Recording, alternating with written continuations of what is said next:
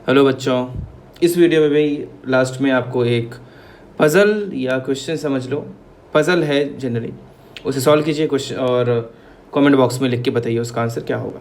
ठीक है, देखते हैं कौन जवाब देता है। अच्छा पज़ल है, सोचिए उसके बारे में और जवाब लिखिए। ठीक है, तो चलिए स्टार्ट करते हैं। तो लास्ट लेक्चर तक मैंने आपको बताया था कि कोई भी पाइप और सिस्टर्न के प्रॉब्लम कैसे करते हैं। पाइप में कोई पाइप की कोई एक टंकी को, टैंक को या फिर सिस्टर्न को कैसे भरता है, कितने देर में भरेगा, कितने देर में खाली करेगा, है ना। इस टाइप के क्वेश्चंस मैंने आपको बताया था, है ना। तो आज उसी से मिलता जुलता हम लोग देखते हैं। चैप्टर वही चल रहा है, कौन सा, डायरेक्ट एंड इनवर्स वेरिएशन। तो उसी का एक पार्ट है टाइम, स्पीड एंड डिस्टेंस, जिसके बारे में आप बहुत ही डिटेल में 9th स्टैंडर्ड में पढ़ोगे इन फिजिक्स। लेकिन अभी हम लोग थोड़ा सा इसके बारे में डिस्कस करेंगे क्योंकि ये अपने सिलेबस में आता है। तो सबसे बेसिक फंडा एक बात ये बताओ आप लोग कि बताओ ये क्या होता है, स्पीड, डिस्टेंस और टाइम में क्या रिलेशन होता है। तो आप आराम से ये चीज़ खुद भी सोच सकते हो कि speed equals to distance by time होता है, ये आपने पढ़ा होगा। वैसे ही अगर टाइम चाहिए तो क्या लिख सकते हैं, डिस्टेंस बाय स्पीड लिख सकते हैं, है ना। और अगर डिस्टेंस चाहिए तो डिस्टेंस इक्वल्स टू क्या हो जाएगा, स्पीड इनटू टाइम, है ना। अब ये भी आप देखो ध्यान से, तो डायरेक्ट और इनवर्स वेरिएशन का ही हिस्सा है। कैसे, अगर कहीं आप जा रहे हो, स्पीड बढ़ाओगे तो टाइम कम हो जाएगा, है कि नहीं। स्पीड बढ़ाओगे तो वहाँ पहुँचने में टाइम कम लगेगा, तो ये क्या हो गया, इनवर्स वेरिएशन हो गया, है कि नहीं। और अगर लिमिट ही नहीं है डिस्टेंस का, कितने भी दूर जा सकते हैं, तो स्पीड बढ़ाओगे तो डिस्टेंस भी बहुत ज़्यादा, आप सेम टाइम फिक्स कर दिया तो डिस्टेंस भी ज़्यादा कवर होगा, है कि नहीं। तो अगर देखा जाए तो स्पीड और डिस्टेंस क्या बोल सकते हैं हम लोग, डायरेक्ट वेरिएशन हुआ। लेकिन वही स्पीड और टाइम क्या हो गया, इनवर्स वेरिएशन हो गया, है कि नहीं। ये चीज़ आप समझ गए होंगे कि क्या होता है। जैसे इसी को मैं थोड़ा सा आपको यहाँ पे एक फॉर्मूला बताता हूँ, देखना ध्यान से, पहले मैं लिख के बताता हूँ। इफ़ अ सर्टेन डिस्टेंस तो कोई एक distance from A to B is covered at u km/h। समझे, A से B जाने में अगर u km/h स्पीड से जाते हैं, एंड द सेम डिस्टेंस, लेकिन वही from B to A is covered in v km/h। A से B गए u km/h की स्पीड से, u से, और B से A आए v km/h की स्पीड से। तो एक टर्म होता है एवरेज स्पीड, वो क्या एवरेज स्पीड होता है। अब एवरेज आप समझते हो कि औसत क्या स्पीड रहा, तो वो एवरेज स्पीड हो जाएगा ड्यूरिंग दी होल जर्नी, मतलब पूरे जर्नी के दरमियान जो वो एवरेज स्पीड हो जाएगा वो क्या हो जाएगा, इज इक्वल्स टू 2uv, ये आपको याद रखना, bye u plus v, km/h। यहाँ क्या सिखाया मैंने आपको, अगर u स्पीड से गया और v स्पीड से आया तो एवरेज स्पीड क्या हो गया, 2uv bye u plus v, km/h। ये आप अभी याद रखो, क्योंकि अभी मैं आपको ये समझाऊंगा कि ये कैसे आया, क्या आया, तो आपको ज़्यादा कन्फ्यूजन होगा। और यही चीज़ आप बहुत डिटेल में आगे पढ़ने वाले हो, लेकिन अभी इस पे बेस्ड क्वेश्चन आ सकते हैं, तो तत्काल आप फॉर्मूला याद रखो तो आप आसानी से कर पाओगे, है ना। तो आप डिस्टेंस क्या होता है पता है आपको, स्पीड क्या होता है पता है आपको, टाइम क्या होता है पता है आपको। तो एवरेज स्पीड, औसत स्पीड क्या हो जाएगा, ए से बी गया, बी से ए आया, तो 2uv bye u plus v। ठीक है, तो चलो ठीक है, मैं आपको थोड़ा सा बताता हूँ एवरेज स्पीड होता क्या है। देखो, तो थोड़ा सा डिस्कस करते हैं एवरेज स्पीड के बारे में। चलो, होता क्या मैं बताता हूँ। अगर मान लो D1 डिस्टेंस जाता है कोई S1 स्पीड से, D2 स्पीड डिस्टेंस जाता है S2 स्पीड से, चलो लिख भी देता हूँ। If a body travels D1, D2, D3 till Dn distances with speeds S1, S2, S3, Sn ऐसे, मतलब समझे क्या बोल रहे हैं। D1 डिस्टेंस जाता है S1 स्पीड से, नाम रख दिया। D2 डिस्टेंस जाता है S2 स्पीड से, D3 डिस्टेंस जाता है S3 स्पीड से, ऐसे बहुत सारा डिस्टेंसेस अलग अलग रहता है। और Dn डिस्टेंस जाता है Sn स्पीड से, ठीक है। ऐसे अलग अलग बस नाम रखा दिया गया रिस्पेक्टिवली, मतलब क्रमशः। Then the average speed of the body through the total distance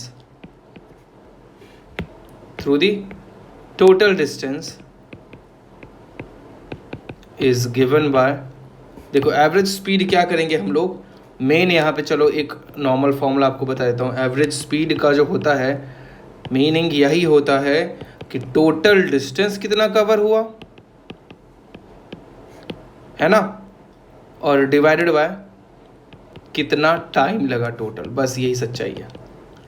अब चाहो तो, अब मैंने बहुत कुछ बता दिया, तो ये फॉर्मूला भी आप खुद से डराइव कर सकते हो, है ना, खुद से फाइंड कर सकते हो ये फॉर्मूला किधर से आया, ठीक है। नहीं तो याद रखो, कोई बात नहीं। तो टोटल डिस्टेंस कवर्ड कितना हुआ, देखो यहाँ पे क्या क्या डिस्टेंस गया, D1 गया, D2 गया, D3 गया, ये सब गया। तो D1 plus D2 plus D3, ये डॉट डॉट डॉट का मतलब होता है कि ये इसी तरह बढ़ते जा रहा है, D3 plus D4 plus D5 plus D6 plus D7, ऐसे कहाँ तक, Dn तक। बोलोगे सर n क्या है, तो n अपनी मर्जी, क्वेश्चन पे डिपेंड करता है, हो सकता है n 3 ही हो तो D1 plus D2 plus D3 ही लिखेंगे। फिर अगर n अगर 5 हो गया तो D1 plus D2 plus D3 plus D4 plus D5।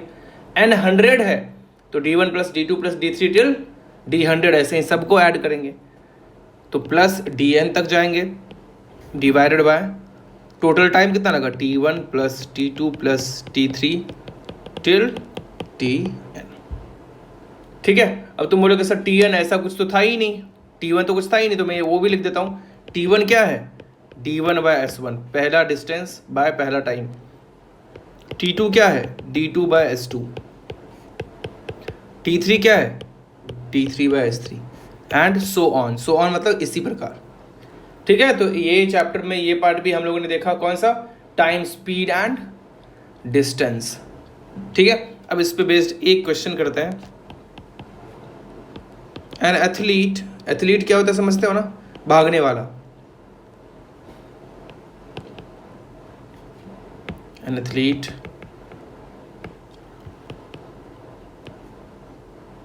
ran 100 meters in 10 seconds. Then find his speed in kilometre per our. बहुत सिंपल सा क्वेश्चन है कि आपको 100 मीटर्स 10 सेकंड में भाग जाता है, तो किलोमीटर पर आवर में उसका स्पीड बताओ क्या होगा। तो देखते हैं क्या होगा। तो पहली चीज़ हम लोग स्पीड देखते हैं, होगा क्या। स्पीड क्या देखा था, डिस्टेंस बाय टाइम देखा था ना, डिस्टेंस बाय टाइम। अब डिस्टेंस यहाँ क्या है, 100 मीटर, टाइम क्या है 10 सेकेंड, तो ये क्या 0 0 खत्म होगा, 10 बचा और मीटर ऊपर बचा, पर सेकंड, पर मतलब क्या हो, वही मीटर डिवाइडेड बाय सेकंड को मीटर पर सेकंड बोलते हैं, ठीक है। तो इसको या तो आप ऐसे ही छोड़ दो, तो 10 इंटू 1 मीटर है, तो 1 मीटर को अपने को किलोमीटर में कन्वर्ट करना है, तो कैसे करोगे, मीटर को किलोमीटर में कैसे कन्वर्ट करते हैं, 1/1000 करके, है कि नहीं। और नीचे सेकंड है, सेकंड को आप कैसे कन्वर्ट करोगे, आवर में, 1/60 किया तो मिनट्स हो गया, एक और 60 किया तो आवर हो गया, तो 10 इंटू ये 60 इंटू 60 क्या ऊपर चला जाएगा, डिवाइडेड बाय 1000, कितना आ गया,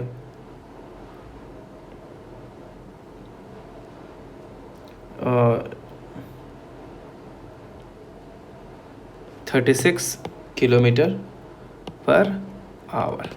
ठीक है, अब यहीं पे आपको मैं एक ट्रिक बताता हूँ कि 1 मीटर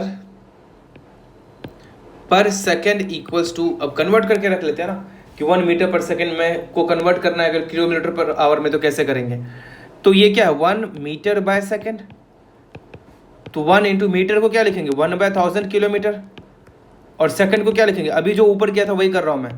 सेकंड को क्या, अगर आवर में करना है तो 60 इंटू 60 एक और डिवाइड करना पड़ेगा, यही किलोमीटर पर आवर हो गया। तो 60 इंटू 60 ऊपर चला गया, divide by 1000 equals two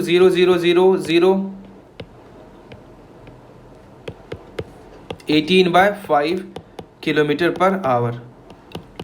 means 1 metre per second is equals to क्या आ गया, 18/5 किलोमीटर पर आवर।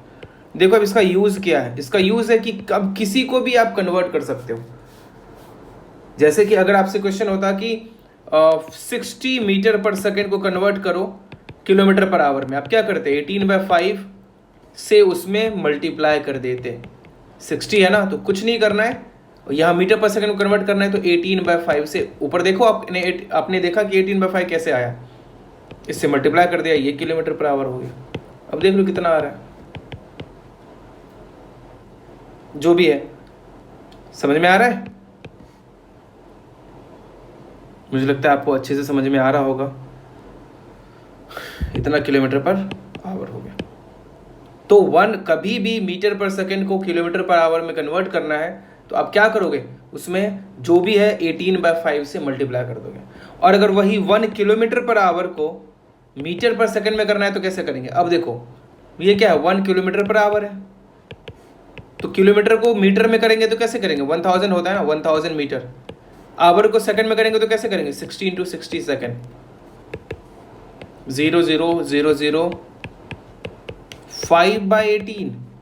मैं चाहता तो सीधे यहीं से बोल देता, इसलिए 1 किलोमीटर पर आवर ये उधर जाके क्या हो जाएगा, डिवाइड हो जाएगा, सीधे उधर से आ जाता, लेकिन मैंने समझाने के लिए इतना सारा लिख दिया। तो आगे से कभी भी अगर किलोमीटर पर आवर को मीटर पर सेकंड में करना होगा कन्वर्ट, तो आप क्या करोगे, 5/18 से मल्टीप्लाई कर दोगे। तो ये याद रखो कि मीटर पर सेकंड को किलोमीटर पर आवर में करना है तो 18/5 से मल्टीप्लाई करेंगे, और किलोमीटर पर आवर को मीटर पर सेकंड में करना है तो 5/18 से मल्टीप्लाई करेंगे। ठीक है, दो आपको छोटा छोटा ट्रिक सिखाया मैंने जो आपको याद रखना है ना। और नहीं भूल भी जाओ तो ये चीज़ें ऐसी है कि आप आराम से इसको कैलकुलेट तो कर ही सकते हो, मतलब फाइंड तो कर ही सकते हो फॉर्मूला। ठीक है, जैसे मैंने ऊपर ये फॉर्मूला डिराइव किया है। तो चलो एक और एग्जांपल करते हैं। A car travels 120 kilometre from A to B at 30 kilometer per hour but returns the same distance at 40 kilometer per hour. Find the average speed. अब याद करो, अभी जस्ट मैंने आपको एवरेज स्पीड का फॉर्मूला बताया था फॉर द राउंड ट्रिप। क्या फॉर्मूला बताया था, याद है? बताया था 2uv/u+b। तो यहाँ u क्या हो गया, u क्या हो गया 30, v क्या हो गया 40, बस सीधे ही आ जाएगा। तो एवरेज स्पीड में लिखूंगा uv 2uv/u+v, यही बताया था ना। 2u मतलब जाने के टाइम में स्पीड, v मतलब आने के टाइम में स्पीड, u मतलब जाने के टाइम में स्पीड, v मतलब आने के टाइम में स्पीड, तो +40। अब इसको करो कैलकुलेट, कैसे करोगे, तो 40/70, इससे ज़्यादा कुछ किया नहीं जा सकता है। 240/7 किलोमीटर पर आवर, और कन्वर्ट करना है तो ये 2/7 किलोमीटर पर आवर आ जाएगा। ये आंसर हो गया एवरेज स्पीड। तो ये चीज़ आप याद रखो। चलो एवरेज स्पीड पे एक और क्वेश्चन कर लेते हैं। A man travels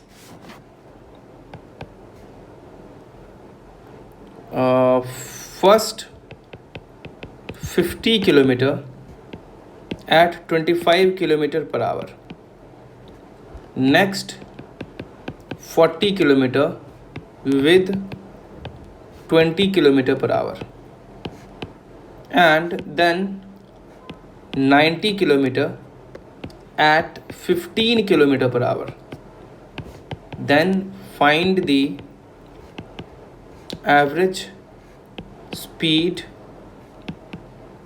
for the whole journey. ठीक है, किसमें करना है? इन किलोमीटर पर आवर में. अब याद करो, ऊपर जस्ट मैंने आपको बताया था कि कैसे करेंगे, याद है? देखो कैसे करेंगे, आपको मैंने बताया था. सारे distance, total distance by total time he average speed होता है. तो अपना टारगेट वही रहेगा. सीधे मैं लिख सकता हूँ average speed equals to total distance. कितना था? पहले 50 किलोमीटर गया, फिर 40 किलोमीटर गया, फिर 90 किलोमीटर गया, divided by total time.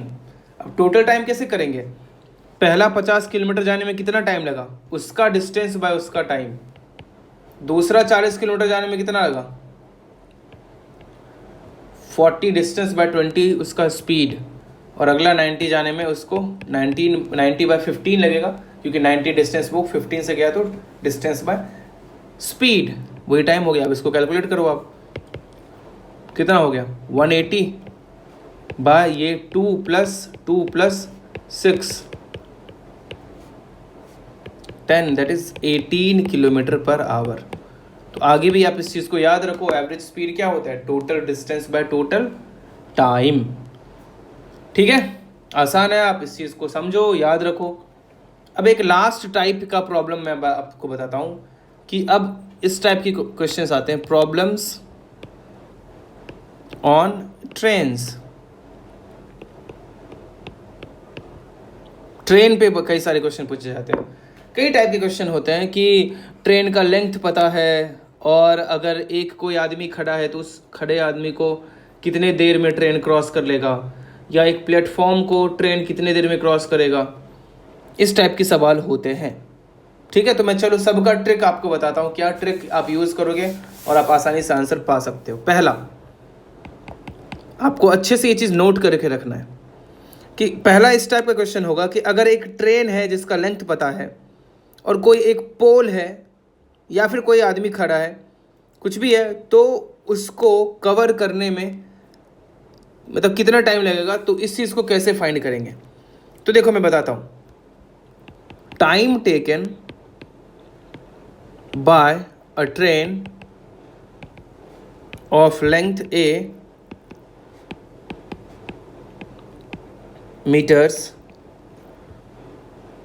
to pass a pole or anything, कुछ भी ऐसा कुछ जो स्थिर हो, और a standing man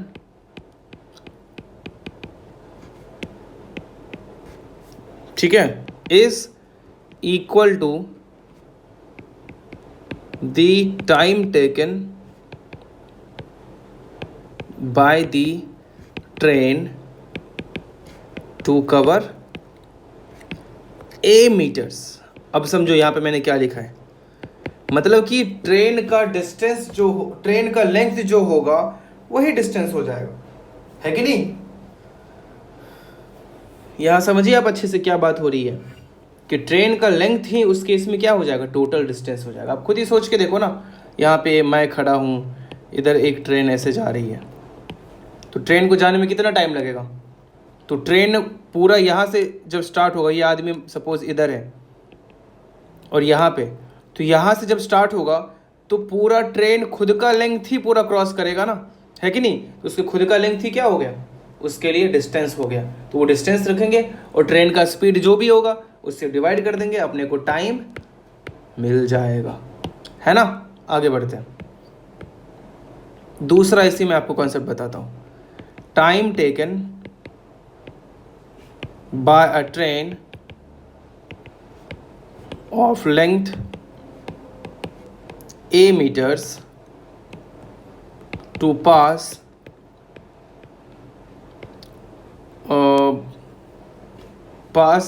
any object,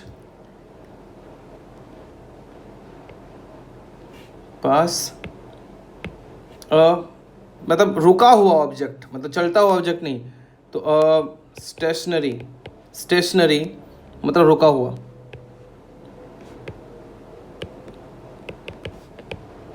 of length B.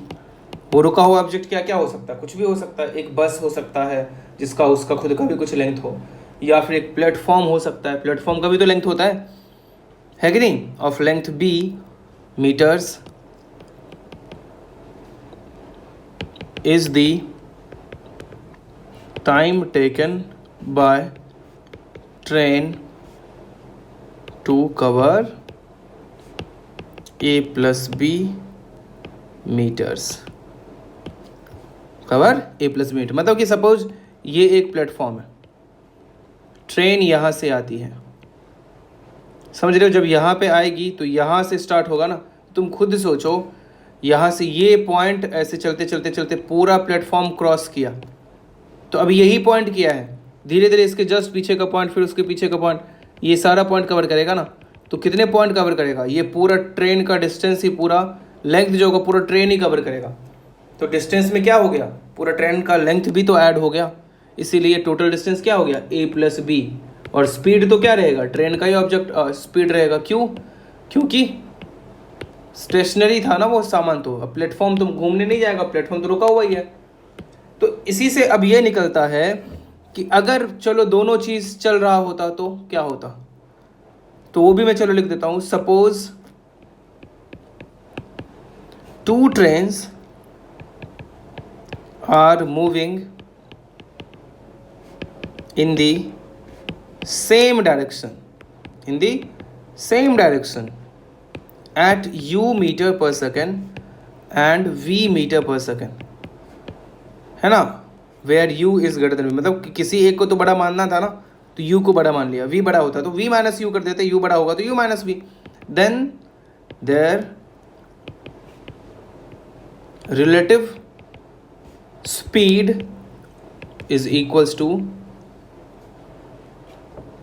u minus v metre per second. समझे यहाँ पे क्या बोला कि एक ट्रेन ऐसे है, दूसरा ट्रेन ऐसे है, दोनों एक ही डायरेक्शन में जा रही है, ये भी इधर ही जा रहा है, ये भी इधर ही जा रहा है, ये अगर u मीटर पर सेकंड से जा रहा है, ये v मीटर पर सेकंड से जा रहा है, तो दोनों का स्पीड क्या हो जाएगा, हम लोग एक के रिस्पेक्ट में दूसरे का स्पीड बोल रहा है, रिलेटिव, रिलेटिव स्पीड मतलब क्या हुआ, एक के लिए दूसरे का स्पीड, मतलब कि ये ट्रेन A है, मान लो ये ट्रेन B है, ट्रेन A पे कोई एक आदमी बैठा है, वो ट्रेन बी को जाते हुए देखेगा, तो उसको ट्रेन बी किस स्पीड से जाते हुए देखेगा, उसी को हम लोग रिलेटिव स्पीड बोलते हैं। तो आप ही बोलो, आप ट्रेन जाने दो, आप रोड पे ही अगर जा रहे हो और जिस दिशा में आप जा रहे हो उसी दिशा में दूसरी गाड़ी एक बगल से गुजरती है, तो वो दूसरी गाड़ी की स्पीड क्या बहुत ज़्यादा दिखती है क्या, नहीं दिखती है, और अगर वो दूसरे आप जिस गाड़ी में बैठे हो उसी गाड़ी के बराबर ही अगर उसका भी स्पीड हो तो बिल्कुल स्थिर सा दिखता है, बिल्कुल ऐसा लगता है कि वो भी साथ साथ चल रहा है, मतलब हमारे रेस्पेक्ट में उसका स्पीड क्या हो गया, जीरो हो गया, है कि नहीं, क्योंकि वो बराबर सेम ही जगह पे दिख रहा है मुझे, तो समझना इस चीज को। तो अगर वो स्पीड कम दिखे, मतलब एक ही दिशा में जा रहा है, और अगर अपोजिट दिशा में देखना, कोई उल्टे डायरेक्शन से आ रहा होता है, तो उसका स्पीड और भी ज्यादा दिखता है, तो वहां पे क्या हो जाता है, दोनों का स्पीड ऐड हो जाता है, ठीक है। तो चौथा इसी में मैं ऐड करता हूं कि suppose two trains are moving in opposite direction, in opposite direction at u metre per second and v metre per second, और कोई भी ज़्यादा है, u ज़्यादा है, v ज़्यादा है, ठीक है, देन देयर रिलेटिव स्पीड, अब रिलेटिव स्पीड आपको मैंने बताया, relative speed is u plus v metre per second, ठीक है, ये हो जाता है, ये जो मैंने आपको बोल ही दिया कि अगर अपोजिट में होगा तो दोनों का स्पीड क्या हो जाएगा, ऐड हो जाएगा, ठीक है। यहीं पे एक और मैं ऐड कर देता हूं कि if two trains of length a metres and b metres are moving in opposite direction at u meter per second and v meter per second, then time taken, तो टाइम बताओ कितना लगेगा उसको एक दूसरे को क्रॉस करने में. Time taken by the trains to cross each other, एक दूसरे को क्रॉस करने में कितना टाइम लगेगा. तो टोटल डिस्टेंस क्या हो जाएगा, दोनों के लेंथ को ऐड कर देंगे, एक दूसरे को पूरा का पूरा कवर वो क्रॉस करेगा ना, तो सोचो डिस्टेंस क्या दोनों का ऐड हो जाएगा, डिवाइडेड बाय दोनों अपोजिट डायरेक्शन में, तो स्पीड भी क्या होता है, ऐड ही होता है. इतना मीटर पर सेकंड, इतना टाइम था ना, तो इतना सेकंड लगेगा. यूनिट का ध्यान रखना होता है. और वहीं अगर इसी केस में if they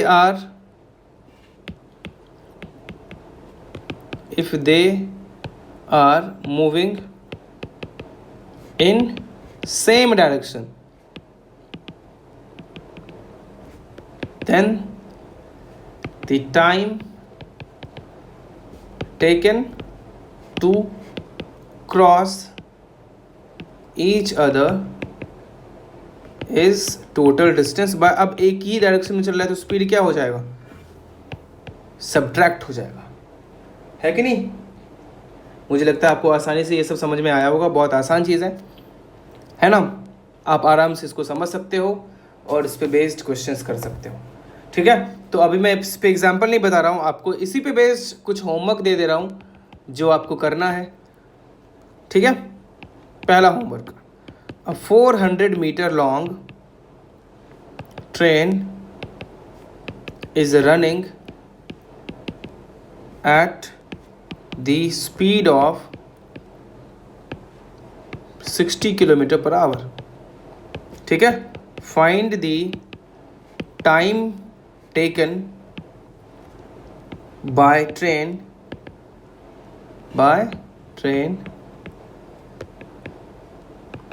to cross a bridge, एक ब्रिज उसको क्रॉस करना है of length 800 metre.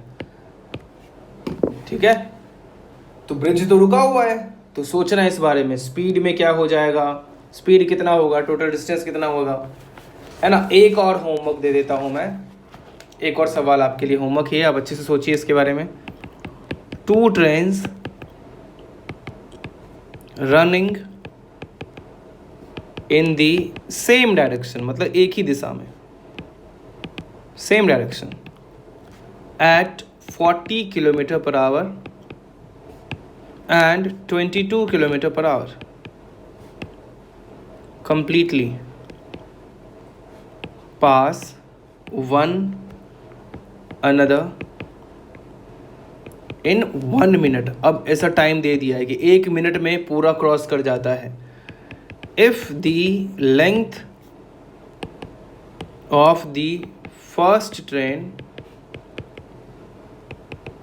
is 125 meter, then what will be the length of second train. मैं इसमें आपको हिंट दे देता हूँ, सेकंड ट्रेन का लेंथ L एज्यूम कर लो. ठीक है, तो टोटल डिस्टेंस कितना हो जाएगा, 125 प्लस L, है ना. और स्पीड दोनों एक ही दिशा में जा रहे हैं, तो स्पीड क्या करेंगे, सब्ट्रैक्ट कर देंगे. तो टाइम टेकन कितना हो जाएगा, distance by speed, that is L plus 125 by speed कितना हो जाएगा, एक का 40 था, एक का 22 था.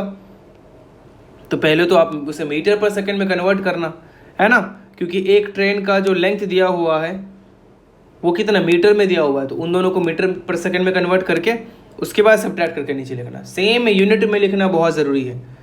अगर सब सेम यूनिट में रहेगा तो ही सही आंसर आएगा. अगर कोई एक यूनिट में, कोई दूसरे यूनिट में है, तो आंसर आपका परफेक्ट नहीं आने वाला है, बिल्कुल गलत आने वाला है. सबको सेम यूनिट में रखेंगे. ठीक है, अब आज का पजल सुनो. एक किसान के 5 बेटे थे. ठीक है, उसने सब कुछ 5-5 करके जमा किया था. सब कुछ उसने सोच लिया था 5-5 करके जमा किया, ताकि बाद में अगर वो उनका देहांत हो जाए, तो उनके बेटों में कोई प्रॉब्लम ना हो बंटवारे में, ठीक है। लेकिन धीरे धीरे क्या हुआ कि उसने एक गाय जो पाला था, वो गाय बढ़ते बढ़ते 25 दुधारू गाय जमा हो गया, मतलब उसके पास 25 गाय हो गया, काउस इकट्ठा हो गया, मतलब ठीक है। अब 25 भी तुम बोलोगे सबको 5 5 5 दे देता, 5 ही बेटे थे ना उसके पास तो। लेकिन दिक्कत ये था कि वो 25 गाय जो थी वो बराबर बराबर दूध नहीं देती थी, सब अलग अलग दूध देती थी। तो अब देखो ये सब हाइपोथेटिकल बात है, मतलब कि रियल बात नहीं है, तो ऐसे मत सोचना ऐसा कैसे हो सकता है। अब क्या है कि गाय पे नंबरिंग क्या हुआ था, पहले गाय पे 1 लिखा हुआ था, दूसरे गाय पे 2 लिखा हुआ था, तीसरे गाय पे 3 लिखा हुआ था, 4 5 6 ऐसे ही 25 गाय पे 25 तक लिखा हुआ था। और ख़ास बात ये थी कि जिस गाय पे 1 लिखा था वो 1 लीटर दूध देता था, जिस पे 2 लिखा था वो 2 लीटर दूध देता था, जिस पे 3 लिखा था वो 3 लीटर दूध देता था, जिस पे जो लिखा हुआ था वो उतना ही लीटर दूध देता था। 25 जिस पे लिखा था लास्ट वाला गाय, वो 25 लीटर दूध देता था, ठीक है। अब आखिर वो किसान अपने वसीयत में कैसे गाय का बंटवारा करे ताकि सारे बेटों को बराबर बराबर दूध मिल पाए। समझे सवाल को? एक किसान के 5 बेटे थे, उसमें सब कुछ 5 5 करके जमा किया था ताकि उसके देहांत के बाद बेटों में बंटवारे में कोई दिक्कत ना हो। लेकिन फिर धीरे धीरे क्या हुआ कि 25 उसके पास दूध देने वाली गाय जमा हो गई, और जिसमें प्रत्येक पर पहचान के लिए एक नंबर लिख दिया था उसने। अच्छी बात ये थी कि जिस गाय पे जो नंबर लिखा था वो उतना ही लीटर दूध देता था, यानी कि नंबर 1 का गाय 1 लीटर दूध देता था, नंबर 11 नंबर का गाय 11 लीटर, 15 नंबर का गाय 15 लीटर, 21 नंबर का गाय 21 लीटर, ठीक है। तो अब वो अपना वसीयत किस तरह से तैयार करे या फिर गाय की बंटवारा किस तरह से करे वो, ताकि प्रत्येक बेटे को गाय तो 5 ही मिले। ये भी थोड़ा सा समझ लेना, सबको 5 5 गाय ही मिले, ऐसा नहीं कि किसी को ज़्यादा गाय दे दिया।